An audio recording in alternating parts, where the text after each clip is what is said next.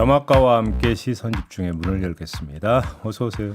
네, 안녕하세요. 더마카입니다. 오늘도 삐딱선 정신에 입각해서 주요 뉴스 챙겨 드릴 텐데요. 이 하나님 출근 시간을 10시에서 7시에서 8오제로 변경을 해서 출근길에 잘 듣고 있습니다. 제이비타임즈 오늘도 뾰족하게 지적해 주세요.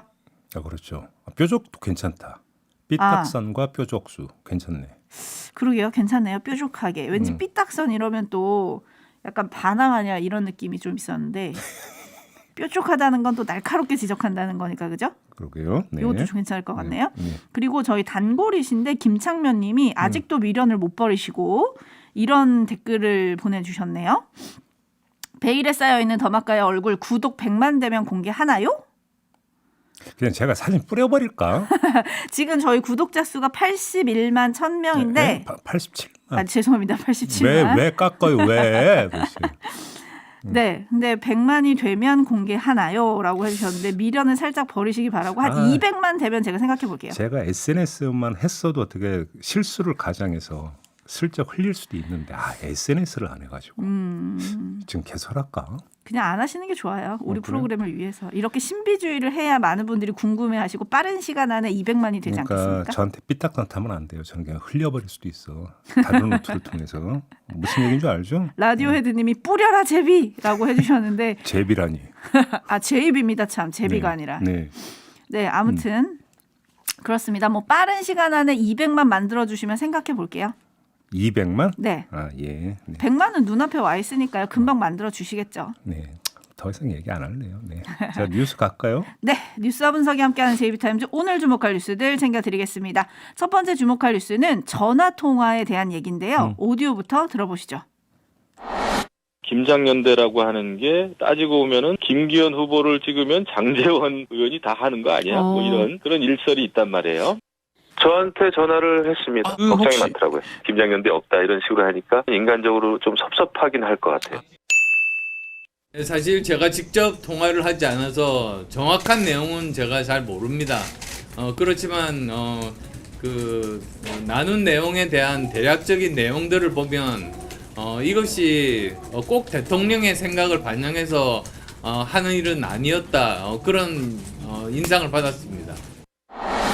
네, 첫 번째 목소리는 김영우 전 의원, 안철수 의원 경선 캠프 선대위원장을 맡고 있는 분인데 이분 목소리고 두 번째 목소리는 안철수 의원 목소리 아닙니까? 네. 그러니까 김기현 의원 쪽에서 전화를 걸어왔는데 아무튼 이거저거 다 정리해서 보면 고충을 털어놓았고 김장연대라고 하는 게 꼭 대통령의 뜻이 담긴 건 아닌 것 같다. 뭐 이런 주장을 좀 한 거 아니겠습니까? 네. 이에 대해서 장제원 의원이 반박을 하고 나섰는데요. 이런 주장을 했습니다. 평소 친한 사이라 안철수 의원 캠프 선대위원장을 맡은 김영우 전 의원에게 전화를 했다. 김 전 의원에게 전화를 한 건 고충을 토로하기 위해서가 아니라 그만 욕해달라고 말한 것이다. 개인적 통화를 가지고 이렇게 말하는 것은 유치찬란하다. 이렇게 말을 했고요. 내가 대통령 뜻에 반해서 움직이겠느냐. 나는 그동안 안 대표를 한 번도 욕하지 않았다.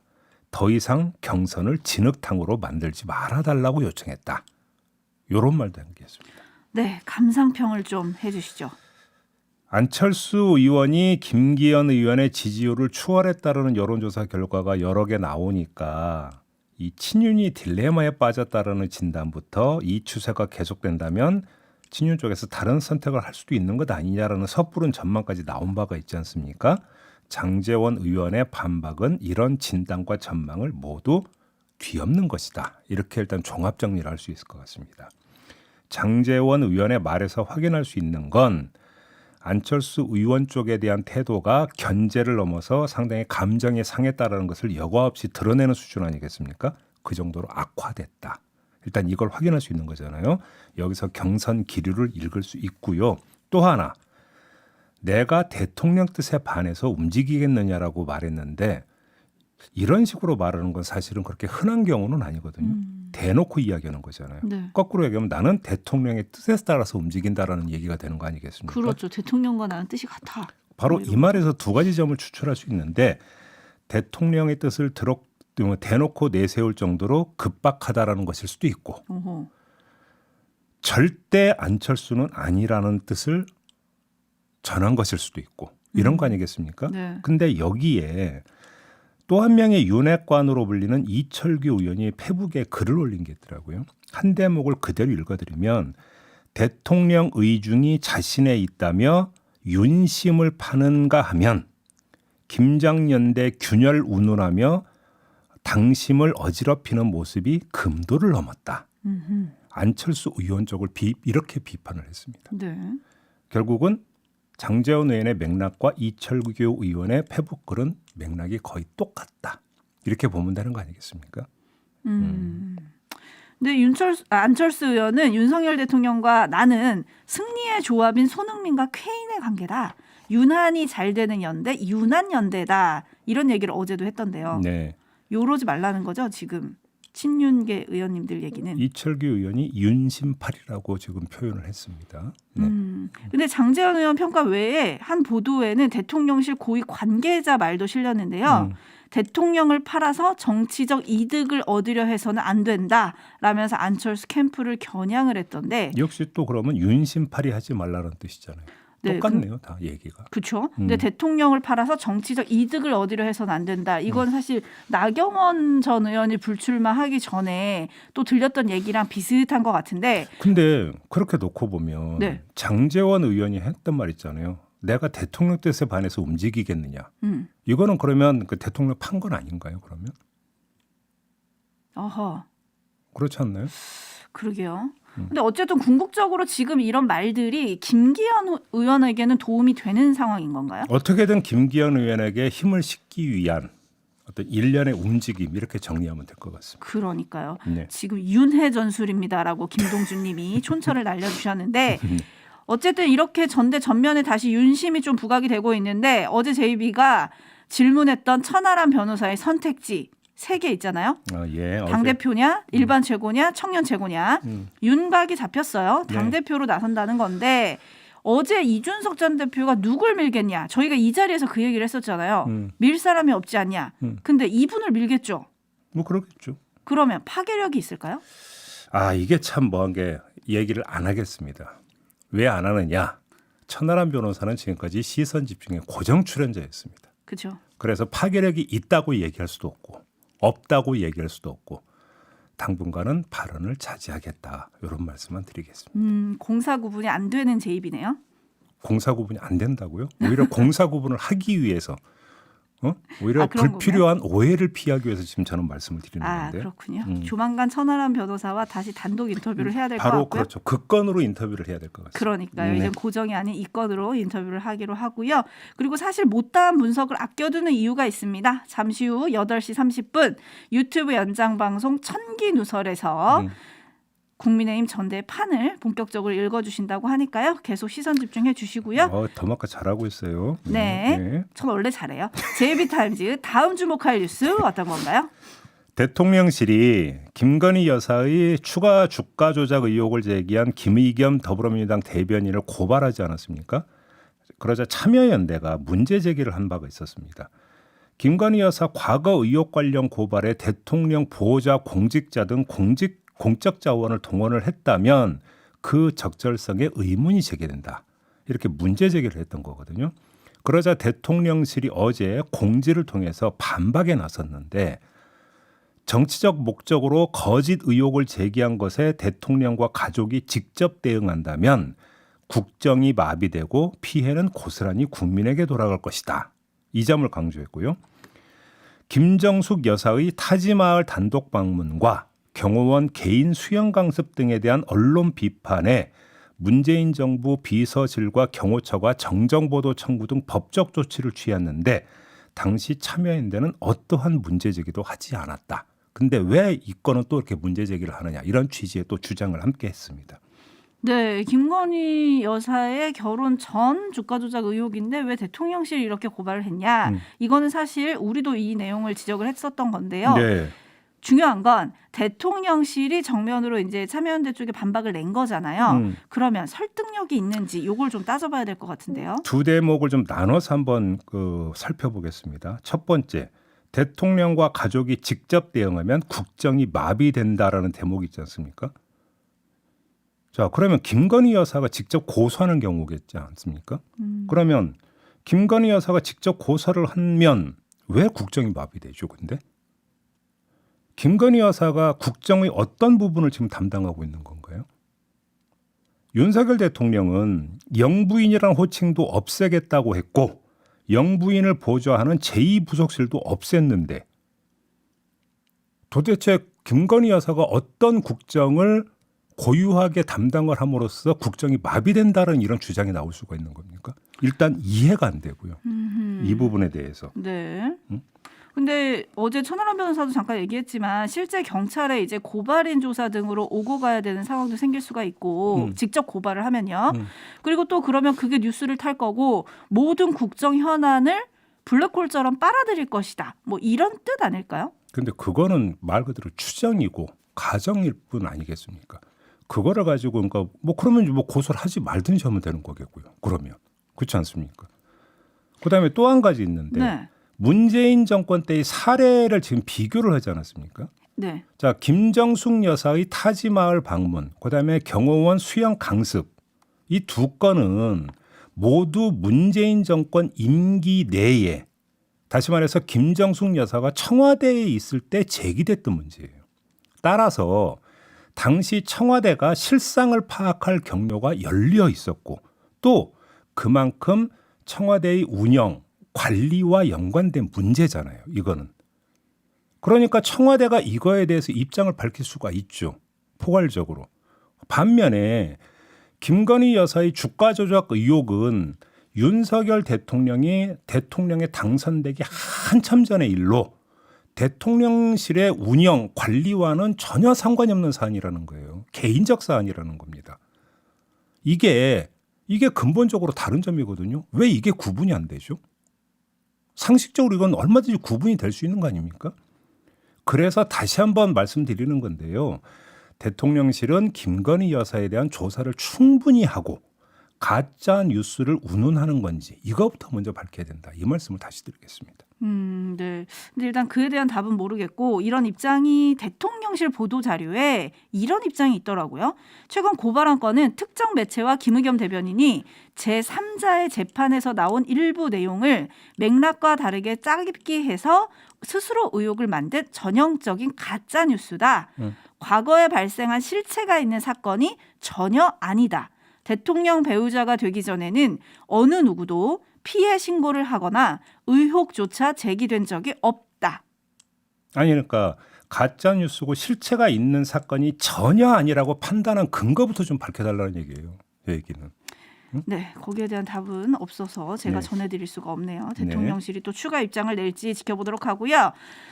YMG님이 영부인도 안 한다고 했고 조용한 내조를 약속하셨는데 이게 조용한 내조입니까? 이렇게 물어주셨 반면에 강영식님은 아니 제이비 가족이 법에 휘말리면 가장이 제대로 일할 수 있겠습니까? 아, 그거야말로 공사 구분이 안 되는 거죠. 그거야말로. 그렇지 않습니까? 더 얘기 안 하겠습니다. 정보 공개가 청구가 됐으니 뭐 이제 답이 오겠죠, 그죠? 오래 걸릴지 좀 그것도 어떤 답이 나올지 이것도 시선 집중하겠고요. 제이비타임즈 다음은 어디로 갑니까? 오늘이 박근혜 전 대통령의 71번째 생일이라고 합니다. 이 생일을 맞아서 여권에서 벌어진 일들을 한번 제가 나열을 해보겠습니다.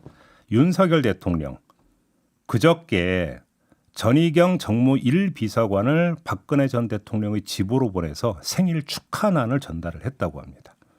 오세훈 서울시장 어제 강명 정무수석을 박근혜 전 대통령 집으로 보내서 편지와 함께 박근혜 전 대통령이 좋아하는 표고버섯 100화고를 전달했다고 합니다. 근데 100화고가 뭐예요? 저 지금 처음 들어봤어요. 제가 표고버섯은 알거든요.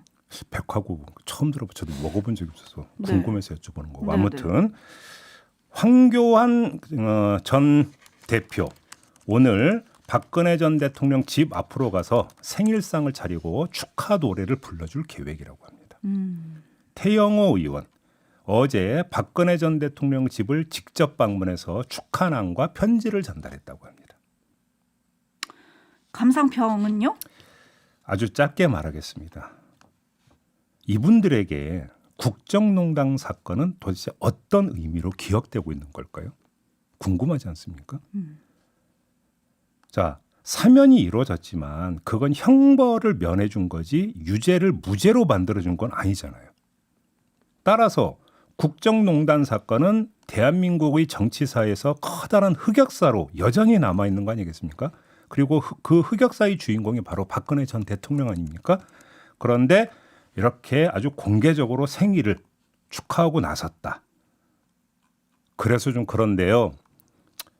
세상사를 모두 다 삐딱하게 볼 수 있겠습니까? 때로는 그러니까 좋게 해석할 필요도 있겠죠.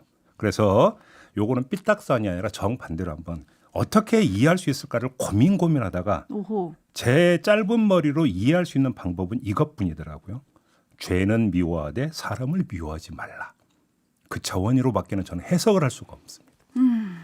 하지만 토토로님은 과거를 잊은 그대들에게 미래가 있을까요? 생각해 보시길 이렇게 촌철을 날려주셨는데 백하고 궁금해서 제가 지금 바로 쳐봤는데요. 표고버섯 중에 으뜸이라 할 수 있는 버섯이라고 합니다. 표고버섯의 아주 최상급이라고 하고요. 요리 이름이 아니고 버섯 이름인 거예요. 저 흑화고가 있고 백화고가 있는데 백화고가 아주 으뜸이다 이런 거고 또 기침이 멈추지 않거나 가래에 피가 섞여 나오는 허약한 사람들에게 기침을 치료하는 처방 약품으로 쓰일 정도로 몸에 좋다라고 하네요. 먹어보지를 못해서 모르겠네요. 네. 네, 짱가님이 죄도 미워하고 사람도 밉습니다. 라고 하는 반면에 그래도 TK의 맹주고 여당의 정신적 지주 역할을 할 수 있지 않을까요? 뭐 이런 의견 보내주시는 분도 계시니까요. 평가는 촌철님들께 맡기겠습니다. 네. 제이비타임즈 다음 주목할 뉴스 어떤 건가요? 12구 참사 유가족 협의회가 오는 4일 참사 100일을 맞아서 광화문 광장 6조 마당에서 추모 대회를 열겠다면서 서울시에 사용 신청을 냈지만 반려됐습니다. 서울시가 지난달 26일 불허 통보를 했고 그 뒤 유가족협의회가 협의를 시도했으나 입장을 굽히지 않았다고 합니다.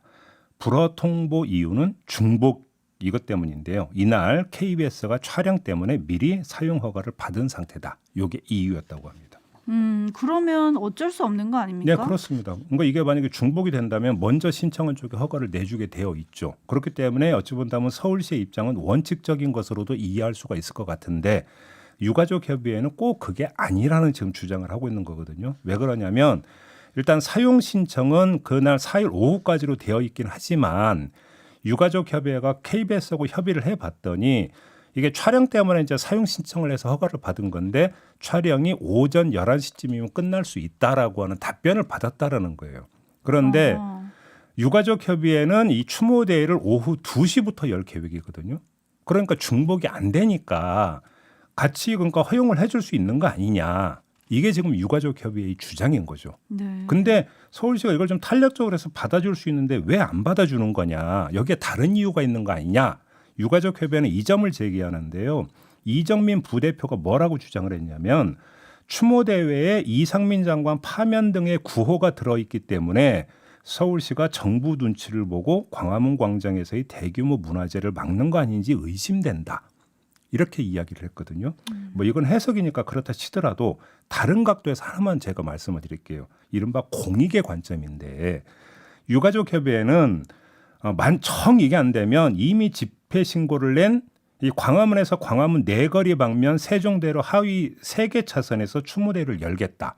이렇게 밝혔거든요. 그럼 한번 비교를 해보죠. 6조 마당에서 안전하게 추모대회를 여는 것과 3개 차선을 막고 추모대회를 하는 것.